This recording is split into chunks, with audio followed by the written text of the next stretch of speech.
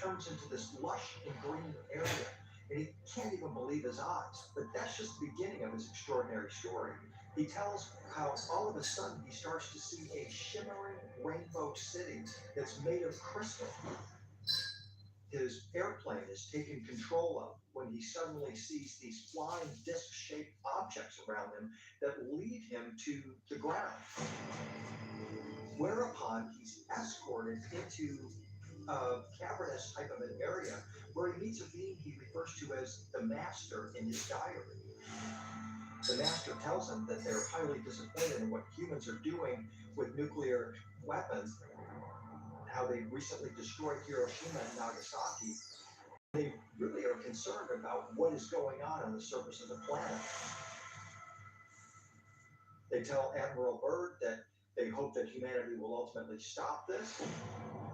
For UFO researchers, this account from Admiral Byrd's diary is particularly significant due to the fact that the modern UFO era began right after World War II and the detonation of the first atomic bombs. It has also been noted that a high number of UFO sightings have been reported in the vicinity of nuclear missile silos. Admiral Byrd's story is congruent with the stories that we hear from numerous accounts of angelic or extraterrestrial type beings that are very concerned about what humans are doing with nuclear weapons. U.S. missile silos, nuclear missile silos, they're secret silos and their nuclear arms disarmed by what are perceived to be extraterrestrial beings. They're very concerned that we are ultimately not just going to destroy ourselves, but to harm our planet, which is their world as well. If Admiral Byrd's secret diary is authentic, there's written not only inside the diary, but also that they are monitoring what happens on the surface. According to the diary, after this incredible encounter, Admiral Byrd was eager to share his story, but was ordered to remain silent. Byrd comes back after this experience. He is taken to a government compound where Can't leave that there.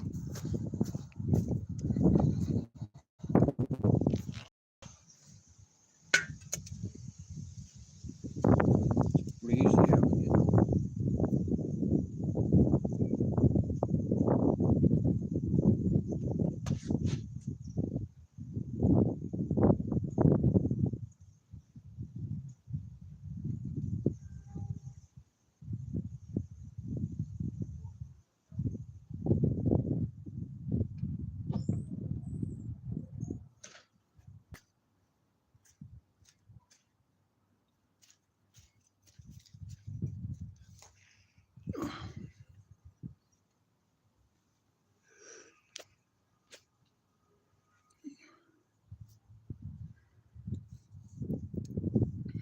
It looks like it's about to fucking piss rain, you know.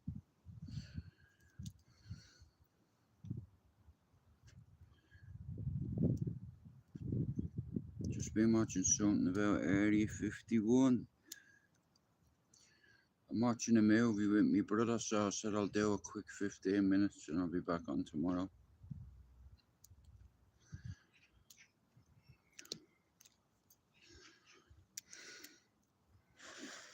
It's been a mad day.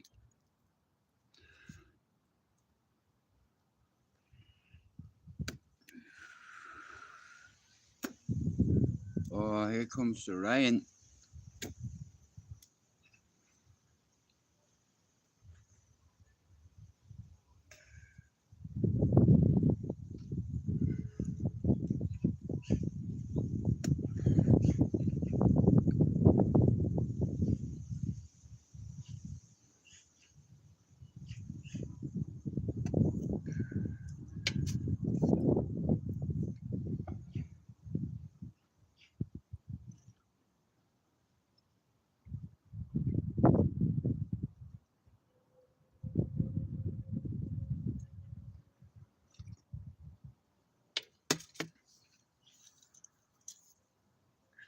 Yes, I'm gonna watch a movie with me brother, guys.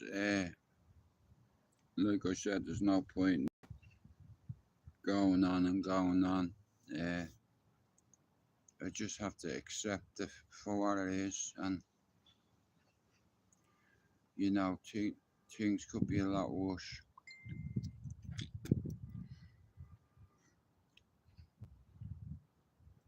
Here comes the rain.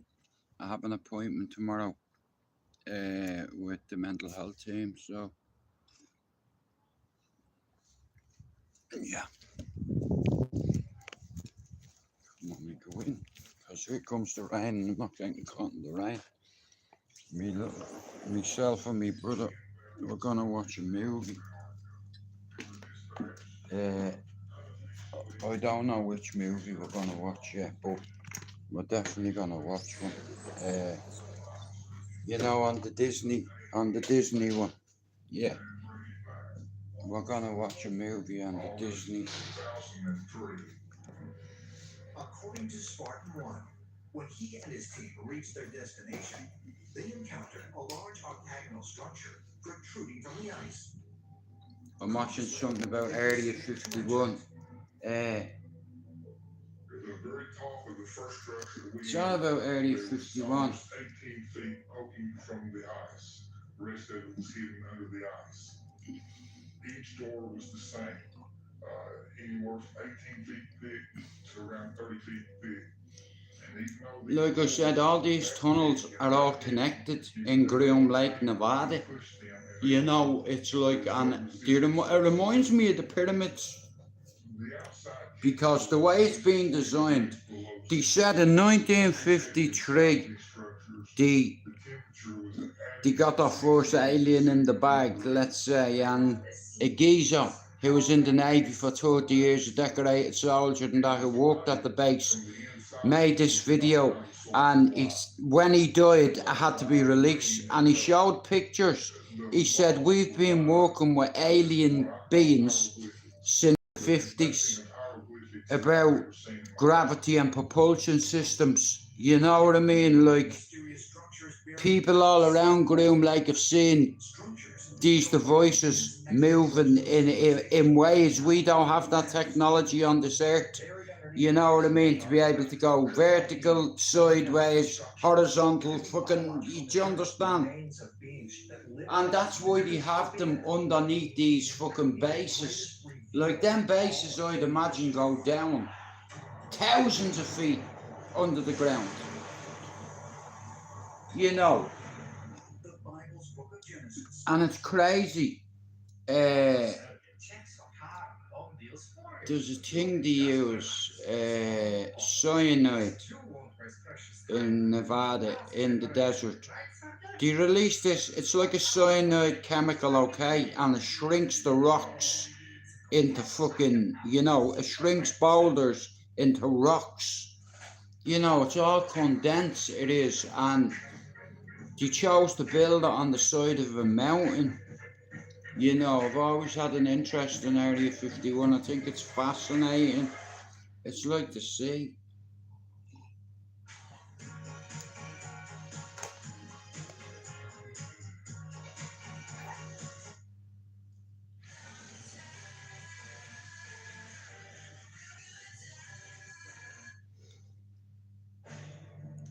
In chapter 6, verse 9, begins the story of Noah and the flood, in which God sends a great deluge to rid the earth of sinners and start anew. Oh shit, tsunami incoming. Of the same story exist in nearly every ancient tradition around the world. Going back 5,000 years, we have sacred texts that tell us there was an antediluvian civilization. There was a great flood, and that there were survivors. The Mesopotamians speak of this in the Epic of Gilgamesh. The Egyptians speak of this in the Enkidu creation text. Plato learned from the Egyptians that there was once a civilization called Atlantis that existed 9,000 years before his time. Plato wrote about the lost continent of Atlantis in two of his dialogues, Timaeus and and Cretaeus around 360 BC. Historians and researchers have long debated. Boris, you know, what do you think of Atlantis? Where do you think Atlantis? Do you reckon they'll ever find it? You know, some of the greatest minds around the world have tried to fucking just figure out this conundrum. Being Atlantis, you know. Approximately 13,000 years ago, that flourishing civilization. My man's got a PhD, doctorate in fucking history or something, whatever. They say years ago, like a big flood wiped out a lot of the earth. You know, like you're talking biblical shit here. You know, plagues and fucking floodings and cockroaches and famine and starvation and death.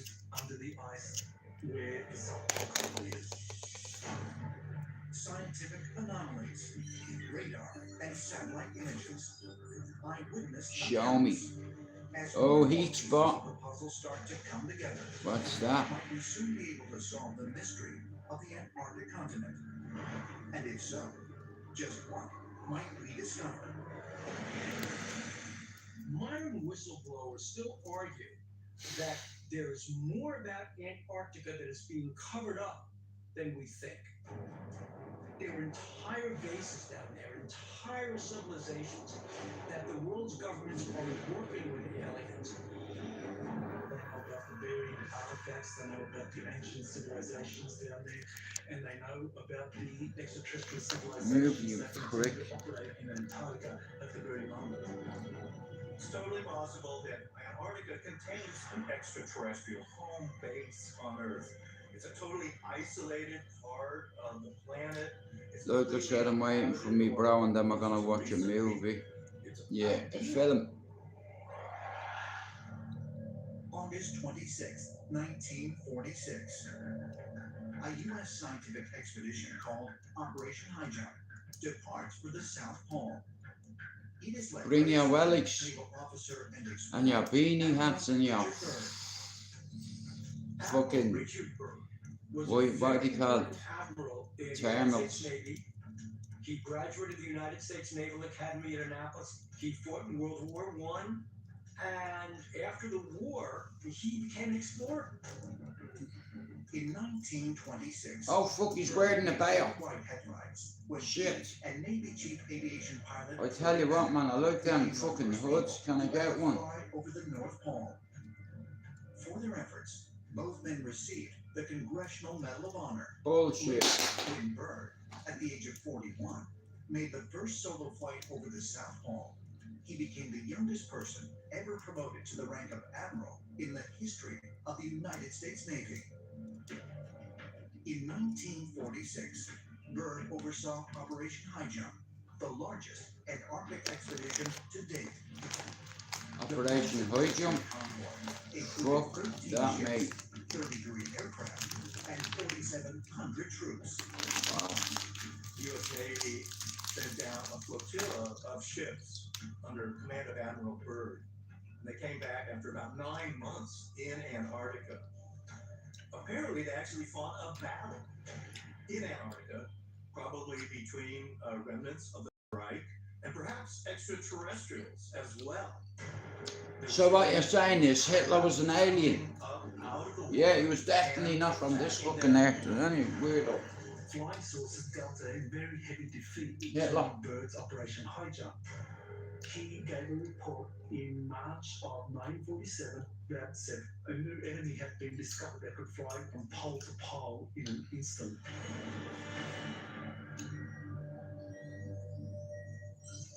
In 2018, more than 7 years after Byrd's astounding claim, a satellite image captured what appeared to be a condensed water trail from an aircraft, or contrail, that could only have been produced by something traveling at incredibly high speeds.